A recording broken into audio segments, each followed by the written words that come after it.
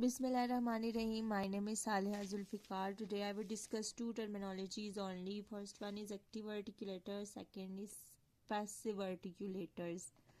What is active articulators? Let me first tell you what is articulators. Articulators are basically speech organs. What? Speech organs. What is organ? Organ means the parts of the body. What is articulator? Organs which are involved in speech are called articulators. Simple. So whatever, how many organs are involved in production of sound? All those are called articulators. No matter its nose, no matter its lips, no matter its upper lips, lower lips, larynx, vocal cords, all those organs which are involved in the production of sounds are called articulators.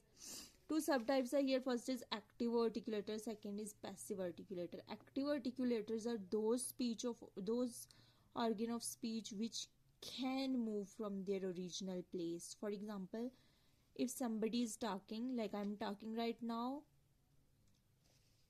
what my tongue is doing, it is actively moving. Like it is moving left, it can move left, it can move right, it can up, down, everywhere it can move. So what it would be? Active articulate. Why? Because it can move from its original place. What about lower lip? It can also, just focus on yourself while talking. Anything you are talking, to anybody, no matter. But your lower lip, your tongue, your lower teeth are actively moving without any restriction. They are moving. That's why they are called active articulators. Now, what about passive articulator? Passive articulators are those organ of speech, are those speech organs which cannot move from their original place.